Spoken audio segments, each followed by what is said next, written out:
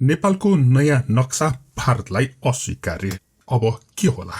नेपाल सरकारले जारी गरेको नयाँ नेपालको नक्साप्रति भारतले एक विज्ञप्ति निकालेर आपत्ति जनाएको छ। भारतीय सरकारका प्रवक्ता अनुराग श्रीवास्तवले भारतीय भूमि संलग्न गरेर नेपालको नयाँ नक्सा जारी गर्ने कार्य अस्वीकार्य रहेको बताएका छन्।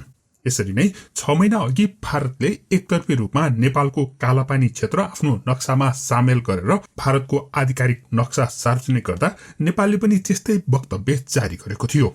नेपालले तुरुन्तै त्यस विषयमा उच्च स्तरीय वार्ता गर्नको लागि अनुरोध समेत गरेको थियो, तर भारतले नेपालको अनुरोधलाई सुनेको नसुने गरेको थियो।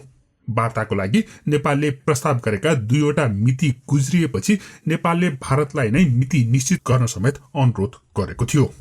नेपालको यस्तो अनुरोधको बीच नै भारतले नेपालले दाबी गरिरहेको क्षेत्रमा बाटो बनाएर एक भव्य समारोह आयोजना गरेर उद्घाटन समेत गरेको थियो। नेपाललाई कुनै पनि जानकारी नदिकन गरिएको सो कार्यले नेपालका सरकारी अधिकारीहरूले धोका भएको अनुभव गरेका थिए। यह मार्ग स्ट्रेटेजिक, धार्मिक व ट्रेड की दृष्टि से अत्यंत महत्वपूर्ण है। त्यसैको फलस्वरूप वर्षौंदेखि भारतले आफ्नो भनेर दाबी गर्दै आएको नेपाली भूमिहरू लिम्पियाधुरा, लिपुलेक तथा कालापानी क्षेत्रलाई नेपालको नक्सामा समेटेर नेपालको नयाँ नक्सा मन्त्री परिषदले पारित गरेको थियो।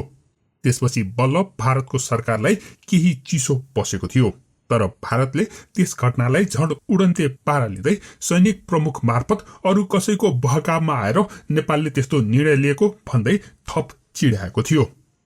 यस कुराको जवाफ दिँदै नेपालका प्रधानमन्त्री केपी शर्मा ओलीले संसदमा यस्तो भनेका थिए। चाहे विदेशीले भनन्, अरूको उक्साहटमा लागेर, अरूको सन्दर्भमा अरूले भनेर, अरूले खटाएर नेपालले बोल्यो जस्ता कुराहरू, यो अत्यन्तै नेपाल राष्ट्रलाई होच्याउने र अपमान गर्ने कुरा हो। अन्ततः मे 20, 2020 मा भूमि व्यवस्था मन्त्री पद्मा अर्यालले औपचारिक कार्यक्रम बीच नेपालको नयाँ नक्सा जारी गरेपछि भारतले त्यसको जवाफ दिएको हो। सो जवाफमा भारतले सो नयाँ नक्सा अस्वीकार्य भएको घोषणा गरेको छ। भारतले जारी गरेको विज्ञप्तिमा नेपालले नयाँ नक्सामा समावेश गरेका भूभाग ऐतिहासिक तथ्य र प्रमाणसँग मेल नखाने उसको दाबी रहेको छ। नेपाल सरकारले आज नेपालको परिमार्जित नक्सा जारी गरेको छ, जसमा भारतीय भूभाग समेत समावेश छ। यो एकपक्षीय कार्य कुनै ऐतिहासिक तथ्य र प्रमाणमा आधारित छैन। यो सीमा सम्बन्धी मुद्दालाई कूटनीति संवाद मार्फत हल गर्ने समझदारी विपरीत छ। भौगोलिक दाबीमा कृत्रिम वृद्धि गर्ने यस्तो कदमलाई भारत अस्वीकार गर्छ। त्यस्तै सो विज्ञप्तिमा हामी नेपाल सरकारलाई पुष्टि हुन नसक्ने दाबीहरूबाट टाढा रहन र भारतको सार्वभौम सत्ता र भौगोलिक अखण्डताको सम्मान गर्न आग्रह गर्छौं पनि भनिएको छ। साँचो अर्थमा भन्नुपर्दा नेपालले नक्सा जारी गरे पनि भूमि प्राप्ति भएको छैन। सो भूमिमा भारतीय सैनिक परेड खेलिरहेका छन्। सो जग्गालाई नेपालमा गाभ्ने मुख्य कार्य त अब मात्रै सुरु भएको छ। भारतले वक्तव्य मार्फत त्यही कुरा स्पष्टसँग बताएको छ। यो नेपालको एकतर्फी दाबी हो र भारतलाई त्यसको कुनै मतलब छैन भन्ने आशयका साथ उसको दाबी छ यो कार्य द्विपक्षीय सम्झौताको विरोधमा रहेको छ। अनि वक्तव्यमा भारतले वार्ताको कुनै इच्छा पनि देखाएको छैन। भारतीय प्रवक्ताले रिलिजमा भनेका छन्, अब यसका लागि दुई पक्षको वार्ता गर्नका लागि नेपालले वातावरण बनाउनेछ भन्नेमा हामी विश्वस्त छौं।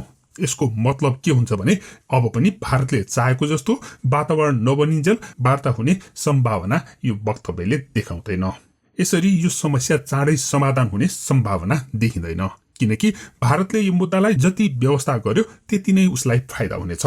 उसले यो जमिन छाड्नु पनि पर्ने छैन अनि यो मुद्दा पुरानो भएपछि नेपाली जनताहरूले यसलाई बिर्सिनेछन्। नेताहरूलाई भारतले विभिन्न प्रलोभन दिएर आफ्नो पक्षमा ल्याउन सकिहाल्छ। नेपाल स्थित भारतीय दूतावासको मुख्य कार्य नै नेपाली पत्रकार र नेपाली नेताहरूलाई रिजाएर आफ्नो पक्षमा फैसला गराउने हो। केही उदाहरण यस्ता छन्, जस्तो कि यो वाइनको बोतल भारतीय राजदूतावासले नेपाली दैनिक काठमाडौँ पोस्टका पत्रकारलाई पठाएको हो। यो फोटो ती पत्रकार स्वयंले शेयर गरेकी हुन्। त्यस्तै यो अर्को उपहार भारतको राजदूतावासले नयाँ पत्रिका दैनिकका पत्रकारलाई पठाएको हो। यसरी उपहार पाएका पत्रकारहरूले कसको पक्षमा लेख्लान् भनेर भनिरहनु नपर्ला। दूतावासले नेपालका पत्रकारहरूलाई यसरी उपहार बाँडेको त देखिएको पाटो हो भने नदेखिएको यस्तै कार्यले नेपालका पत्रकारहरू मात्र होइन, नेताहरू पनि खुल्लम खुल्ला भारतको स्वार्थपूर्तिका लागि प्रयोग भइरहेका छन्। भारतले यसरी दूतावास मार्फत बाँडेका उपहार र मासिक भत्ताले नै यो विषय सामसुम पार्ने प्रयास गर्ने प्रष्ट रूपमा देखिन्छ। यसअघि तत्कालीन भारतीय विदेश मन्त्रीले भारतको संसदमा नेपालका नेताहरू कति बिकाउ छन् भन्ने बारेमा भनेको यो भनाइले भारतले नेपाललाई कति हल्कासम्म लिन्छ भन्ने कुरा प्रष्टसँग देखिन्छ। तत्कालीन भारतीय विदेश मन्त्री सुषमा स्वराज अहिले दिवंगत भइसकेकी छिन्। एक दिन ऐसा नहीं जाता था जिस दिन कोई नेपाल से नहीं आता था। आप जानते हैं किस लेवल की एंगेजमेंट भारत की हुई है, किस तरह की। जनवरी 2015 में विद्या भंडारी यहाँ आई, मार्च 2015 में बाबूराम भट्टाचार्य यहाँ आए, जुलाई 2015 में प्रचंड यहाँ आए, और जून में और अगस्त में शेर बहादुर देवबा यहाँ आए, और जून में मैं स्वयं वहां गई। और मैं वहां गई तो केवल इंटरनेशनल डोनर्स कॉन्फ्रेंस में भाग लेके नहीं आ गई, हर एक नेता से मैं मिली, और ओली जी से तो अलग मैंने अलग से बात की। ये एंगेजमेंट कम है क्या? अगर आप इनकी पार्टियां देखें तो सारी बड़ी पार्टियां आ जाती हैं। हामीसँग उपलब्ध प्रमाण र ऐतिहासिक तथ्यले देखाएको सत्यको पथमा समर्पण भावनाका साथ अघि बढ्ने प्रेरणा मिलेको यहाँहरू समक्ष स्मरण गर्न चाहन्छु। नेपालको अद्यावधिक नक्सा सार्वजनिक गर्ने यो अवसरमा सिङ्गो नेपाल र नेपालीका लागि ऐतिहासिक सुखद क्षण हो। भारतले नेपालका नेताहरूको निर्णय र कुराहरूलाई व्यवस्था गर्दै आएका उदाहरणमा राष्ट्रपति विद्यादेवी भण्डारीले सरकारको नीति तथा कार्यक्रमको बारेमा बताउँदै गर्दा नक्सा परिवर्तन गरिने भनेर भाषण गर्दा भारत मौन नै रहेको थियो। त्यस्तै मन्त्री परिषदले नयाँ नक्सालाई पारित गरेपछि पनि भारतले केही बोलेको थिएन, चुपचाप हेरेर बसिरहेको थियो। अनि अहिले नक्सा जारी गरिसकेपछि मात्रै रुखो पाराले प्रस्तुत हुनुले एउटा कुरा के प्रष्ट हुन्छ भने भारतले यो सबैलाई पेलेर नै अघि बढ्ने मनस्थिति लिएको छ। त्यस्तै भारत सरकारले भारतीय मिडियाहरूलाई पनि यसरी नै परिचालित गरेको प्रष्ट देखिन्छ। अहिले धेरैजसो भारतीय मिडियाहरूमा नेपालको यो कदममा चीनको हात रहेको भन्दै आधारहीन अनुमान पस्किरहेका छन्। प्रमाण नै नभएको अनुमानको भरमा आइरहेका यी दाबीहरूलाई नेपाल सरकारका अधिकारीहरूले खण्डन गरेको कुरा ती मिडियाहरूले प्राथमिकतामा पारेका छैनन्। त्यसैले यो प्रोपोगेन्डा मिसन हो भन्ने प्रश्न देखिन्छ। भारतले बल मिचाइलाई नै प्राथमिकता दिँदा नेपालले पनि सैनिक सक्रियता बढाउन थालेको छ। साङ्ग्रुमा सशस्त्र सैनिक बलको स्टेसन बनाउनु अनि त्यसपछि नेपाली सैनिकहरू त्यहाँ रेकी गर्न जानुले पनि सैनिक सक्रियता बढ्ने लक्षण देखिएको छ। त्यस्तै भारतीय सैनिक प्रमुखले नेपालको बारेमा बोलेको कुरालाई पनि कूटनीतिज्ञहरूले भारतले नेपाललाई थ्रेट दिएको रूपमा बुझेका छन्। चीनका लागि नेपालका राजदूत महेन्द्र बहादुर पाण्डेले कान्तिपुर दैनिकसँग कुरा गर्दै भनेका छन्, भारतका सैनिक प्रमुखले अरू कसैको निर्देशन र उक्साहटमा बोलेको उनको बुझाइरहेको छ। यसले दुई देश बीचको सम्बन्धमा अरू समस्या देखिने प्रश्न छ। तर भारतले जबरजस्ती गर्दैमा नेपालबाट उसले केही पनि उपलब्धि लिन नसक्ने अनि त्यसले घाटा मात्र हुने गरेको इतिहास साक्षी छ।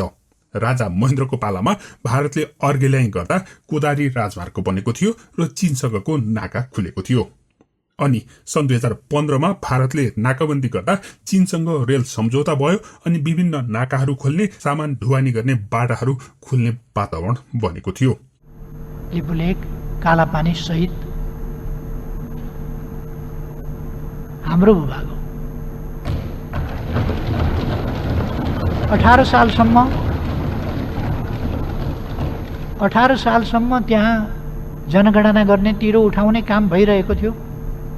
त्यसपछि तिरो उठाउने जस्ता कामहरू जान नदिने, त्यहाँ रोक्ने खालका कामहरू भए। र खास गरी 1962 सनमा त्यहाँ भारतीय सेना कालापानीमा बसेपछि त्यसभन्दा पश्चिमको भूभागतर्फ जान हामी ब्लक भयौँ। हामीलाई ब्लक गरियो र त्यस बेलाका शासकहरूले त्यस कुरालाई सहेर बसे र त्यो विषय ताजा विषयको रूपमा नभएर ओझेलमा पर्दै गयो। भारतका यस्तै अर्घे लाइनले नेपालीहरूलाई छोटो समयको लागि दुःख चाहिँ पक्कै पनि हुन्छ, तर दीर्घकालीन रूपमा नेपाललाई फाइदा नै पुग्ने गरेको ऐतिहासिक तथ्यहरूले प्रमाणित हुन्छ। त्यसको साथसाथै भारतको नेपालप्रतिको रवैया मानिसहरूमा झन प्रष्ट रूपमा देखिँदै पनि जाने गरेको छ। अब प्रश्न उठ्छ, के भारतले फेरि पनि नेपालमाथि नाकाबन्दी सुरु गर्छ होला त? तपाईँ के भन्नुहुन्छ? कृपया कमेन्ट गर्नुहोला। धन्यवाद।